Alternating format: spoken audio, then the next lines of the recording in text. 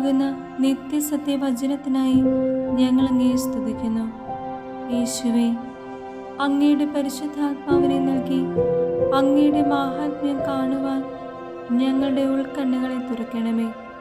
വചനമനുസരിച്ച് അങ്ങയുടെ സാക്ഷിയായി ജീവിച്ച് നിത്യജീവിതത്തിന് ഞങ്ങളെ അർഹരാക്കണമേ. ആമേൻ. സങ്കീർത്തനങ്ങൾ 49-ാം അധ്യായം 1 മുതൽ തിരുവചനങ്ങൾ. സമ്പത്തിന്റെ നശ്വരത. ജനതകളെ ശ്രദ്ധിക്കുവിൻ, ഭൂവാസികളെ ചെവിയോർക്കുവിൻ. എളിയവരും ഉന്നതരും ധനികരും ദരിദ്രരും ഒന്നുപോലെ കേൾക്കട്ടെ. എൻ്റെ അധരങ്ങൾ ഞാനും പ്രഘോഷിക്കും, എൻ്റെ ഹൃദയം വിവേകം മന്ത്രിക്കും.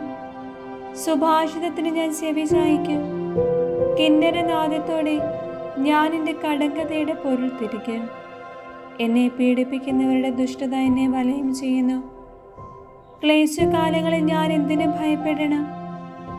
അവർ തങ്ങളുടെ ധനത്തിൽ ആശ്രയിക്കുകയും സമ്പത്തിൽ അഹങ്കരിക്കുകയും ചെയ്യുന്നു. തന്നെ വീണ്ടെടുക്കാനോ സ്വന്തം ജീവന്റെ വില ദൈവത്തിന് കൊടുക്കാനോ ആർക്കും കഴിയുകയില്ല. ജീവന്റെ വിടുതൽ വില വളരെ വലുതാണ്. എത്രയായാലും അത് തികയുകയുമില്ല. എന്നേക്കും ജീവിക്കാനോ പാതാളം കാണാതിരിക്കാനോ കഴിയുന്നതെങ്ങനെ? ജ്ഞാനി പോലും മരിക്കുന്നെന്നും മണ്ടനും മന്ദബുദ്ധിയും ഒരുപോലെ നശിക്കുമെന്നും തങ്ങളുടെ സമ്പത്ത് അന്യർക്കായി ഉപേക്ഷിച്ചു പോകുമെന്നും അവർ കാണും. ദേശങ്ങൾ സ്വന്തമെന്ന് അവകാശപ്പെട്ടെങ്കിലും ശവകുടീരങ്ങളായിരിക്കും അവരുടെ നിത്യവസതി, തലമുറകളോളം അവരുടെ വാസസ്ഥാനം. മനുഷ്യൻ തന്റെ പ്രതാപത്തിൽ നിലനിൽക്കുകയില്ല. മൃഗങ്ങളെ പോലെ അവനും നശിച്ചു പോകും.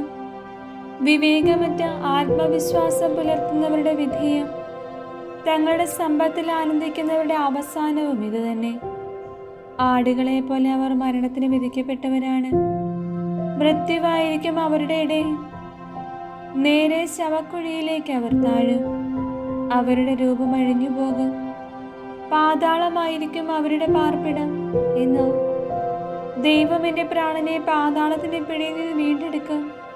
അവിടുന്ന് എന്നെ സ്വീകരിക്കും.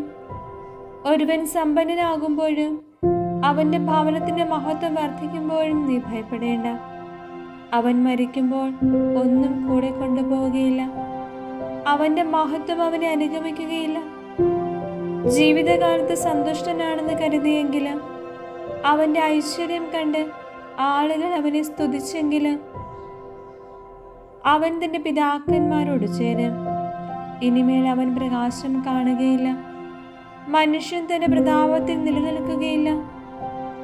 മൃഗങ്ങളെ പോലെ അവൻ നശിച്ചു പോകും.